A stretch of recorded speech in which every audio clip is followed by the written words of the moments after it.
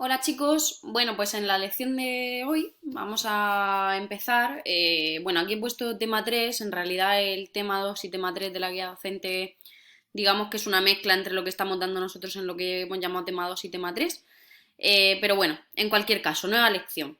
Vamos a hablar sobre teorema de la función implícita y teorema de la función inversa. Esto es lo que nos quedaría por dar para poder terminar con todo el contenido teórico correspondiente a esa primera prueba que tenemos que hacer en abril, si las circunstancias nos lo permiten.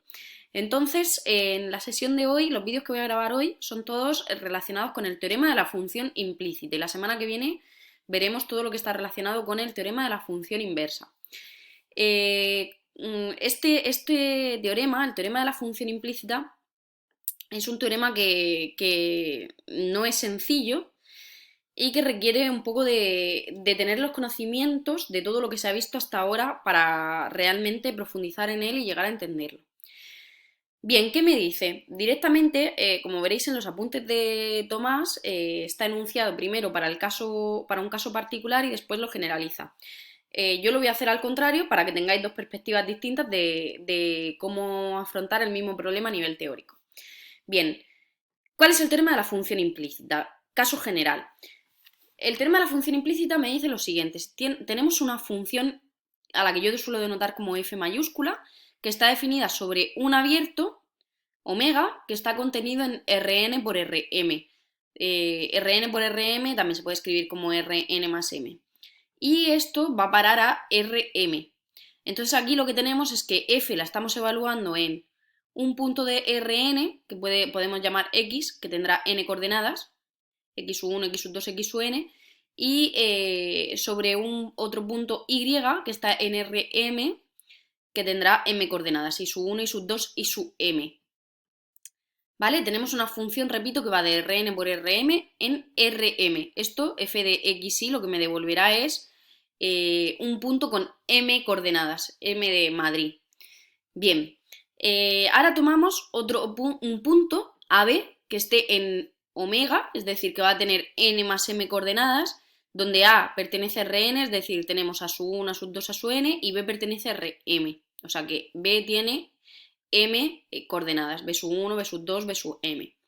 Entonces, si se verifican las siguientes condiciones, de momento solo tenemos una función y un punto en omega. Si se verifican las siguientes condiciones, estaremos bajo las condiciones del teorema de la función implícita. ¿Qué condiciones son esas? F tiene que ser de clase mayor o igual que 1, es decir, necesito que mi función f sea al menos de clase C1, pero puede ser que sea de clase C2, C3 o incluso de clase C infinito. Lo que no me puedo permitir es que f no sea al menos de clase C1, ¿vale? Entonces vamos a decir que f es de clase CP en omega, siendo p mayor o igual que 1. Además necesito que al evaluar f, nuestra función f, en ese punto que estábamos tomando AB, eso valga 0. Y por último, necesito que el determinante de esta matriz sea distinto de 0. ¿Quién es esta matriz? Esta matriz es la que viene dada como las parciales de esta función, pero solo con respecto a las variables y sub j, es decir, no derivo con respecto a la x sub 1, x sub 2, x sub n, sino que derivo directamente respecto de y sub 1, y sub 2, y sub m, ¿vale? O sea que derivo las m componentes que tiene mi función, sé que tiene m componentes porque va a parar a Rm, con respecto a cada una de las variables y su 1, y su 2, y su m. Todas ellas las evalúo en AB. Monto mi matriz, calculo el determinante y ese determinante tiene que ser distinto de 0. Entonces, cuando ocurran estas tres condiciones, diremos que estamos bajo las condiciones del teorema de la función implícita. Y este teorema lo que me va a asegurar es que existe un entorno de ese punto AB que estábamos tomando, y a ese entorno lo vamos a llamar A por B, y una función única, f minúscula, que va desde A, que está contenido en Rn, hasta B, que está contenido en Rm, tal que para todo x que esté aquí existe un único valor de B, tal que y sea igual a f de x, y que verifique que f en xy sea igual a 0. Además, nuestra función f, esta función f que estamos diciendo que es una función única y que verifica que f en cada xy va a ser igual a 0, va a ser de la misma clase que nuestra f mayúscula. Es decir, si aquí, por ejemplo, teníamos que nuestra f mayúscula era de clase C1, podremos asegurar que esta f minúscula también es de clase C1. Y si la f mayúscula era de clase C3, pues diremos que nuestra f minúscula también es de clase C3. Este teorema tiene carácter local, es decir, estamos trabajando solo con entornos del punto A, B, no podemos afirmar que esta función exista para cualquier punto, sino en un entorno localmente al punto A, B. Bien, repito, el teorema de la función implícita lo que me dice es que si tenemos una función bajo estas condiciones y un cierto punto en omega, cuando se den estas tres condiciones, entonces sé que existe una única función f minúscula que va de Rn en Rm, verificando que cada fxy, siendo y la imagen de cada x, cuando yo lo evalúo en nuestra f mayúscula xy, eso me va a dar 0. Y además esa función va a ser de clase Cp. Esa función f es la que llamamos función implícita, ¿vale? Por eso se llama así el teorema. ¿Qué pasa? Que hay algunos casos particulares que son especialmente interesantes porque podemos deducir algo de información adicional. ¿Quiénes son estos casos? Pues vámonos al caso más sencillo. ¿Qué pasa si tanto la n como la m valen ambas 1? Es decir, si yo tengo mi función f mayúscula en la que el abierto omega está contenido en R por R, es decir, en R2, y vamos a parar a R. Pues en este caso, suponemos que nuestra función f es de clase Cp, donde p es mayor o igual que 1, y claro, lo que estamos haciendo es llevar dos variables y cuando evaluamos la f sobre estas dos variables x, y, lo que me devuelve es un cierto valor z. F de xy igual a z, como sabéis, geométricamente, si nosotros lo dibujamos, es una superficie en el espacio. Entonces, vamos a intentar entender qué es lo que significan, en este caso particular, algunas de las condiciones que estamos imponiendo en el teorema de la función implícita.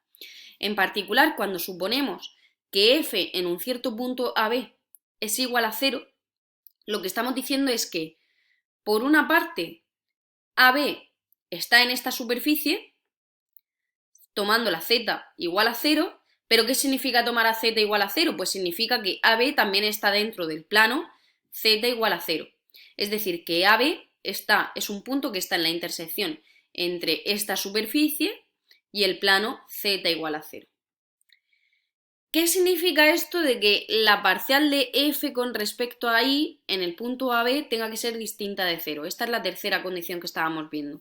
Pues esta condición lo que me dice es que la curva z igual a f de y en el punto AB tiene pendiente que no sea nula, es decir, que va a ser creciente o decreciente.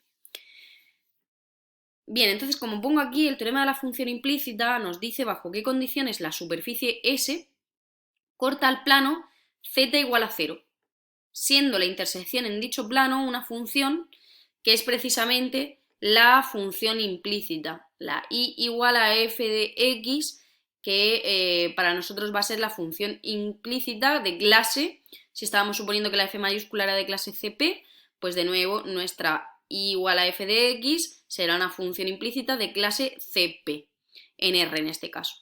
Ojo con una cosa, y es que muchísimas veces se utiliza como notación de esta función implícita pues esta, y igual a y de x, en lugar de poner y igual a f de x cuando estamos con n y m iguales a 1. Bien, en este caso, ¿qué verifica la función implícita? Pues verifica que está definida sobre un intervalo abierto que contiene el punto A, y f de A es igual a B, de forma que f, cuando yo lo evalúo en x, f de x, esto vale 0 para todo x que esté en ese intervalo. Bien, para ese mismo caso particular, seguimos con el caso n igual a m igual a 1. Vamos a ver cómo podríamos calcular f' de x, es decir, nosotros con el teorema de la función implícita lo que sabemos es que existe una cierta función f que, bueno, pues que verifica que f en x, f de x es igual a 0 para todo x que está en el intervalo. Y ahora la f no tenemos por qué saber quién es su expresión, ¿vale? Por eso se llama función implícita. No tenemos por qué saber quién es su expresión, pero sin embargo sí podemos calcular su derivada.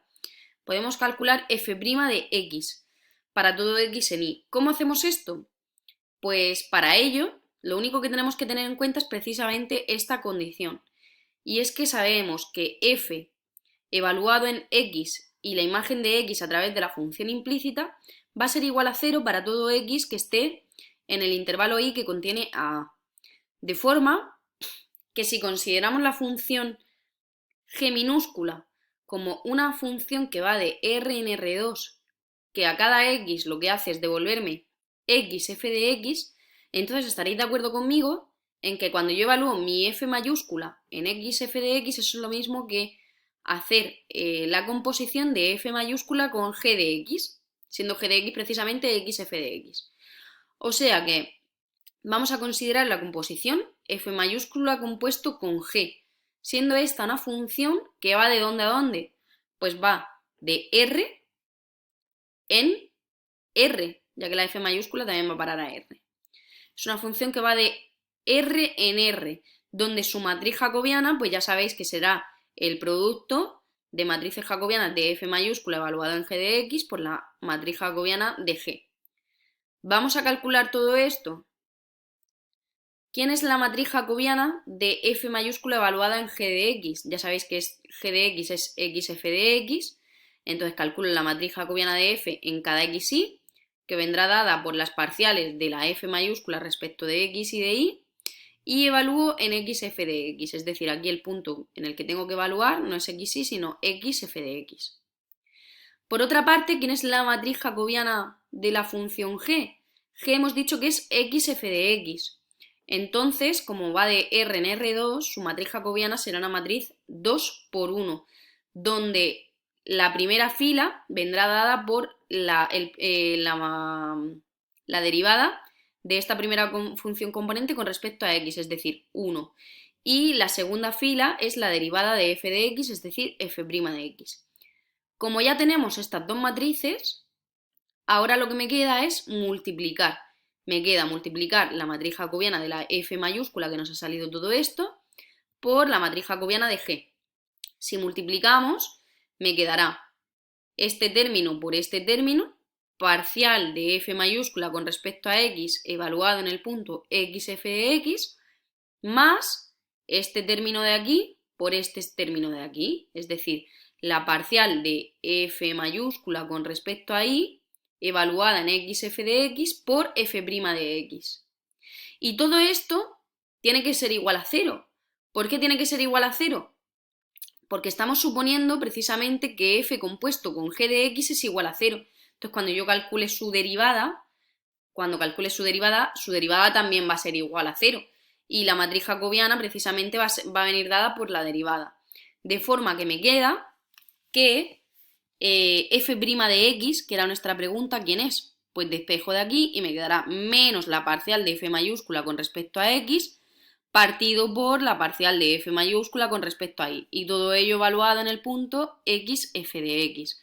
De esta manera, aunque no conozcamos de forma explícita quién es nuestra función f de x, lo que sí podemos saber es quién es su derivada sin ningún tipo de problema para todo x que esté en un entorno de ese punto A. ¿De acuerdo? Bien, como veis, la notación es bastante engorrosa, no es trivial, así que por favor trabajad en ello e intentad entender todo esto para poder seguir avanzando con los ejemplos.